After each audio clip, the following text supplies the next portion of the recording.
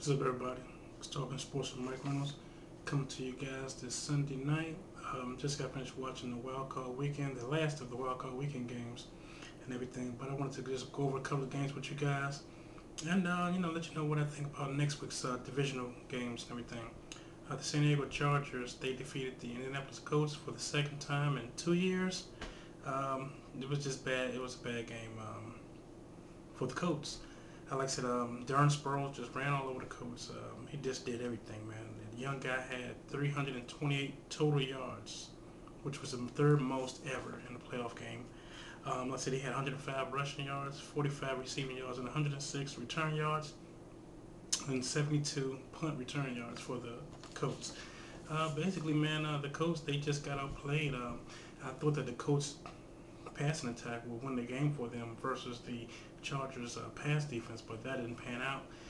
The Colts, they couldn't run the ball either, as the Colts have one of the worst rushing offenses in the league.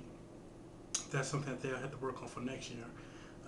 Like I said, Indianapolis just got to work on their rushing game.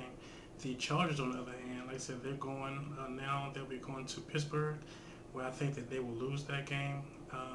The status of LT is uncertain, but one thing that I do know is that they don't need LT to win anymore.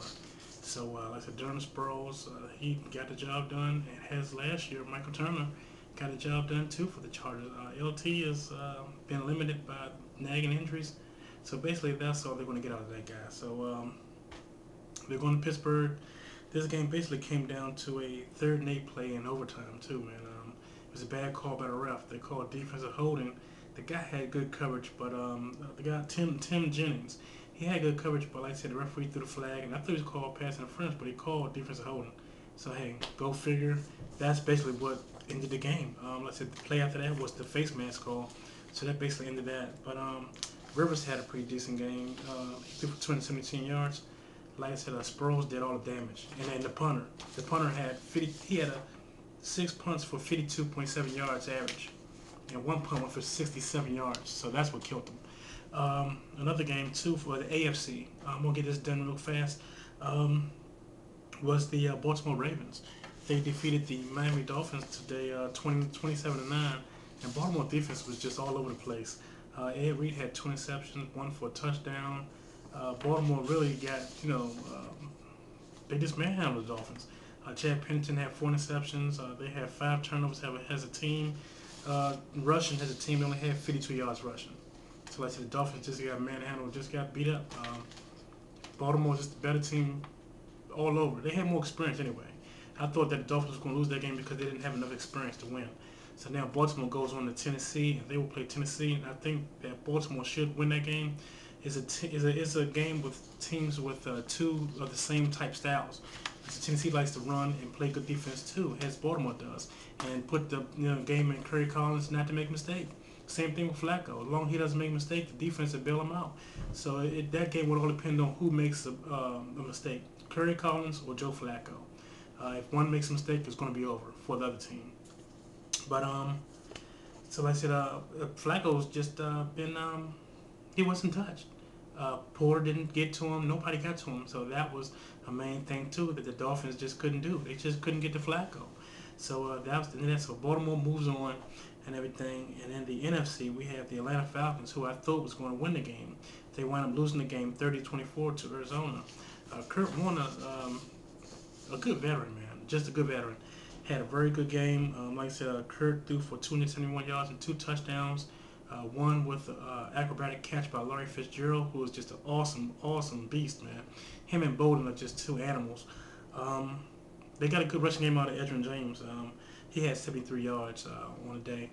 That was a good sign, I would say, especially after the guy said he wasn't going to be there next year, and he's not there to block, things like that. But they got it done with edge and the 2 receivers. Like I said, Fitzgerald had 6 receptions for 101 yards.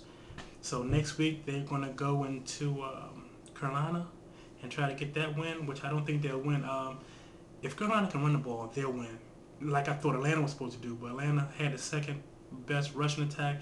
They couldn't get it done, man. Michael Turner couldn't get it done. He had 42 yards. That was the game. Like I said, Matt Ryan is just a rookie. He threw 40 passes for 199 yards with 2 picks and 2 TDs, but ultimately they needed to run the ball in order to win that game. I think that Carolina can run the ball on the Arizona defense, and that's basically going to be the game.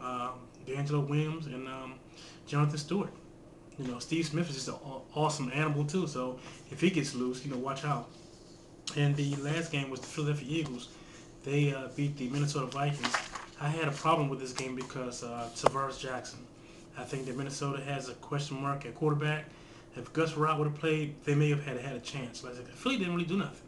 They had an interception by Asante Samuel and the one long run by Westbrook. That was basically it. Everything else was field goals.